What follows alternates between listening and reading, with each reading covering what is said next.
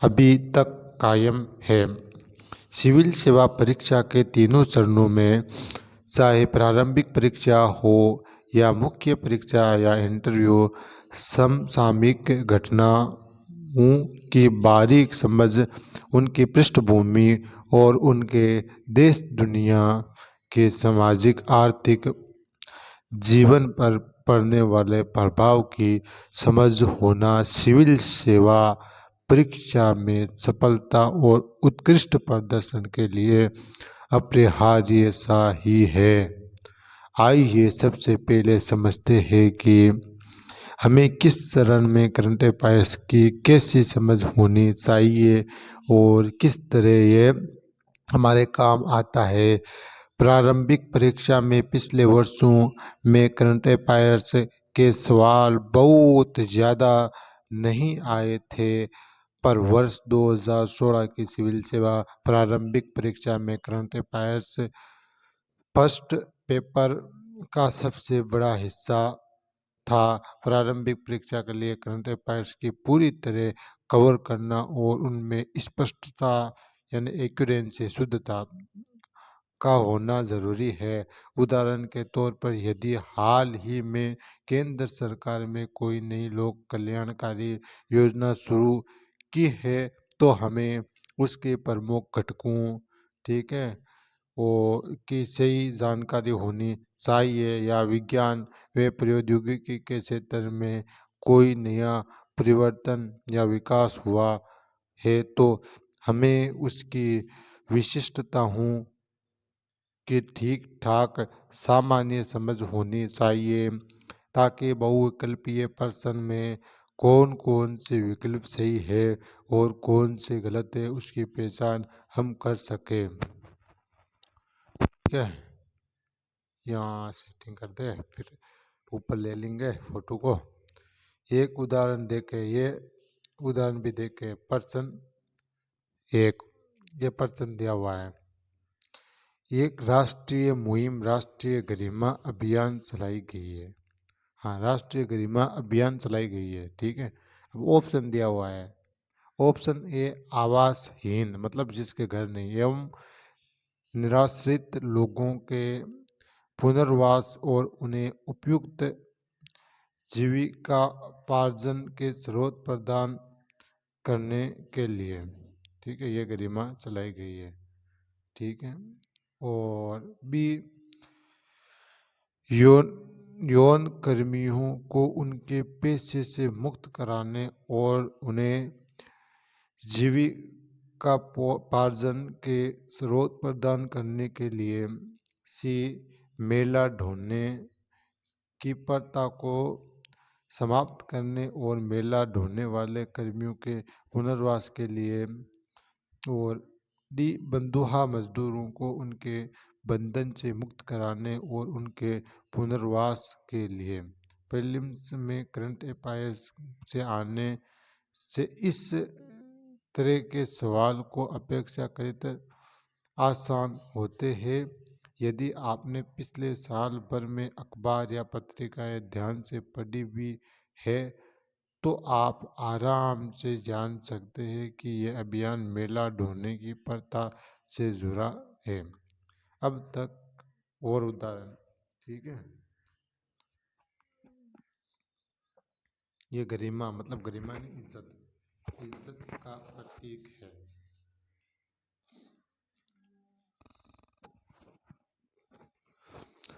प्रश्न दो में क्या क्या है, ठीक है। भारत में वित्तीय समावेशन को प्रोत्साहन करने की दृष्टि से भुगतान बैंकों, पेमेंट बैंक्स की स्थापना की जा रही है। इस दृष्टि से निम्नलिखित कथनों में से कौन से सही है, ठीक है। नंबर एक, जिन मोबाइल टेलीफोन कंपनियों और सुपर बाजार श्रृंखलाओं का स्वामित्व एवं नियंत्रण भारतीय कंपनियों के पास है, वह भुगतान बैंकों के प्रवर्तक होने के योग्य है। दो, भुगतान बैंक क्रेडिट एवं डेबिट कार्ड दोनों जारी कर सकते हैं। 3 भुगतान बैंक ऋण देने के कार्यकलाप नहीं कर सकते। नीचे दिए गए कूट का प्रयोग कर सही उत्तर चुनी है। ए 1 2, बी 1 3, सी 2 और डी 1 2 3 तीनों। ठीक है। इस तरह के सवाल पैनी नज़र और एकदम सही एक्यूरेट जानकारी की मांग करते हैं। यहाँ आपको हाल ही में स्थापित किए जा रहे पेमेंट बैंकों की महत्वपूर्ण विशेषताओं की जानकारी होनी ही चाहिए।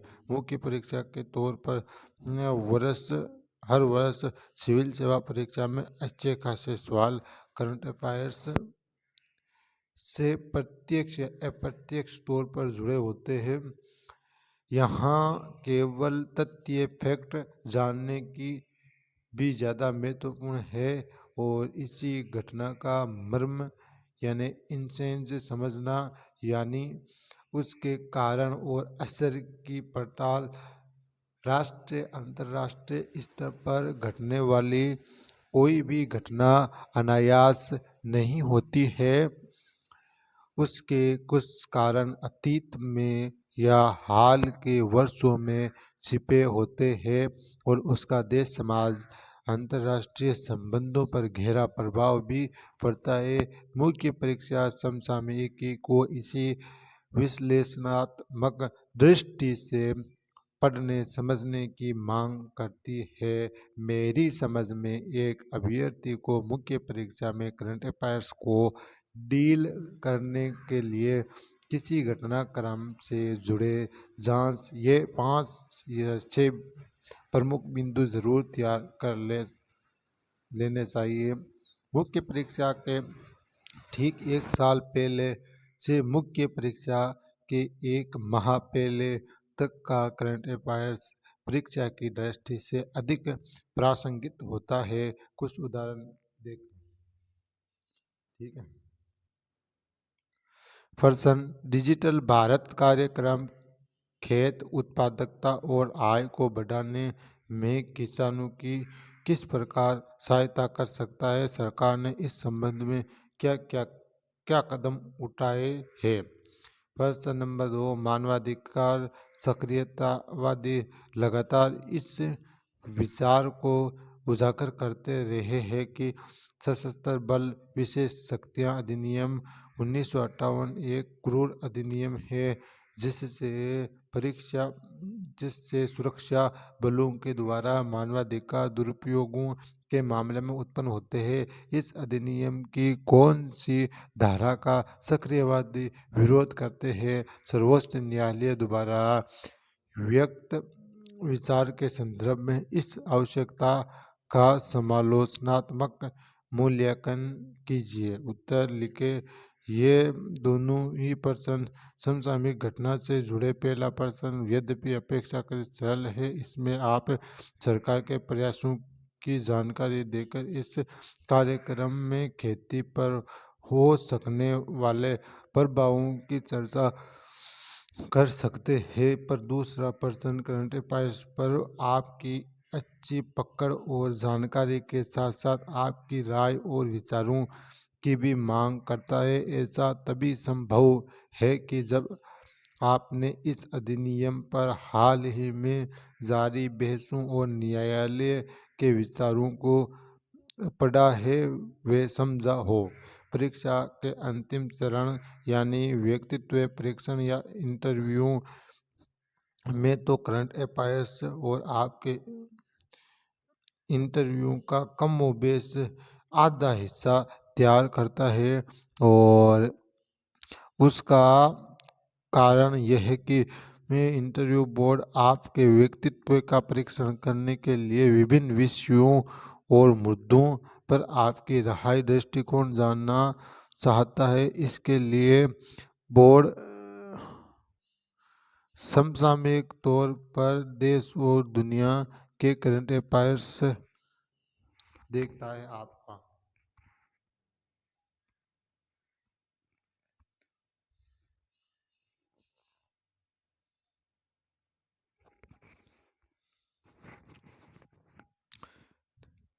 राज्य से लेकर देश और पड़ोसी देशों से लेकर दुनिया तक कहीं का भी हो सकता है।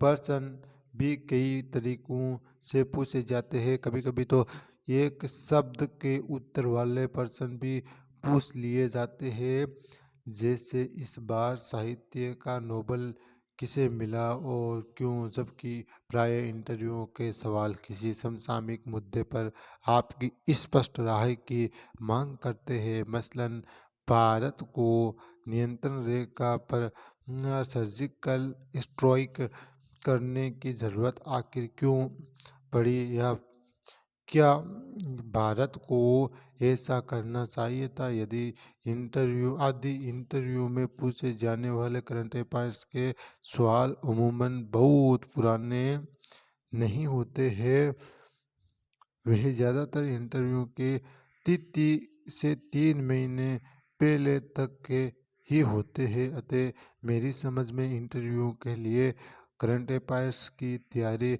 मुख्य परीक्षा देने के बाद आराम से की जा सकती है। परीक्षा की मांग को समझने के बाद आइए ये जानते हैं कि सिविल सेवा परीक्षा में करंट अफेयर्स के बढ़ते महत्व के दौर में इसकी समग्र और प्रभावी तैयारी कैसे करें। मेरी समझ में इसके लिए कुछ बहुत महत्वपूर्ण तरीके इस प्रकार है। अखबार कैसे पढ़े, ये कल पढ़ेंगे, ठीक है। देखते हैं कितना है, छोटा है तो अब भी पढ़ लेंगे, बड़ा है तो कल पढ़ेंगे। ये बड़ा है यार,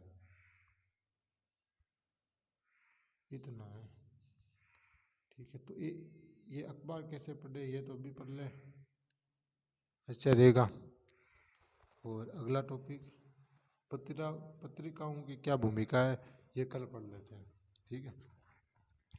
अखबार कैसे पढ़ें, ठीक है। एक अच्छा और स्तरीय अखबार पढ़ने की सलाह सब लेते हैं, पर यह अखबार कैसे सुने और उसे पढ़े कैसे, ये सवाल आपकी प्रासंगिक हो जाता है। इस दृष्टि से अंग्रेजी के प्रमुख अखबार है द हिंदू और इंडियन एक्सप्रेस। इनमें मैं द हिंदू की अनुशंसा ज़्यादा करूँगा। हिंदी के अखबारों में दैनिक जागरण का राष्ट्रीय संस्करण, दैनिक भास्कर का राष्ट्रीय संस्करण, दैनिक हिंदुस्तान व जनसत्ता पढ़े जा सकते हैं। अब सवाल है कि अखबार पढ़े तो कैसे। यदि आप द हिंदू पढ़ और समझ पाते हैं तो उसे प्राथमिकता दे सकते हैं, पर मेरी राय है कि बहुत सारे अखबार ना पढ़े, एक या ज़्यादा से ज़्यादा 2 अखबार देखना काफ़ी होता है। किसी भी अखबार का फ्रंट पेज नेशनल और इंटरनेशनल अखबारों के page, sports page, science technology और आर्ट्स कल्चर वाले पेज ज़रूर पढ़ने चाहिए। साथ ही आप पढ़ते वक्त महत्वपूर्ण बिंदुओं को अंडरलाइन कर सकते हैं और जिन्हें प्रतिदिन एक डायरी या रजिस्टर में नोट करके आप अपने नोट्स बना सकते हैं। कुछ अभ्यर्थी ऐसा भी करते हैं कि अखबार की महत्वपूर्ण अखबारों को अंडरलाइन करने के बाद उस न्यूज़ या ग्राफिक्स की कटिंग अपनी फाइल में लगा लेते हैं। इसके लिए सामान्य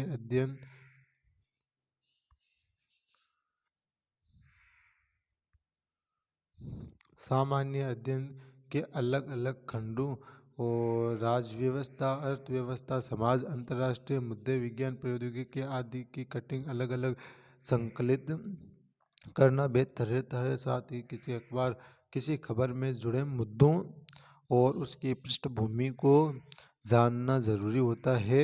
यद्यपि एक अच्छी मासिक पत्रिका में भी इस जरूरत की पूर्ति की जा सकती है। अखबार पढ़ने के संबंध में बहुत से दोस्तों की शिकायत होती है कि समय बहुत ज़्यादा लगता है। इस संबंध में मेरा ये कहना है कि जब आप नियमित रूप से अखबार पढ़ेंगे तो धीरे धीरे आप समझ जाएंगे कि किस तरह की खबरों को महत्व देना है और किन्हें नहीं। पर कुल मिलाकर 1.5-2 घंटे से ज़्यादा समय अखबार को ना दें। एक और बात, आप परीक्षा के एक दिन पहले तक के अखबार पढ़ना जारी रख सकते हैं, क्योंकि भले ही कुछ दिन पहले के करंट अफेयर्स से जुड़े सवाल पेपर में न आए, पर आप उसके उदाहरणों और तथ्यों का उपयोग परीक्षा में लिखे जाने वाले अपने उत्तर में कर उसे आप अप टू डेट बना सकते हैं, अपडेट कर देते हैं, धीरे धीरे उसमें नवीनतम जोड़ देते हैं। तो जय हिंद, जय भारत। अब कल पढ़ेंगे।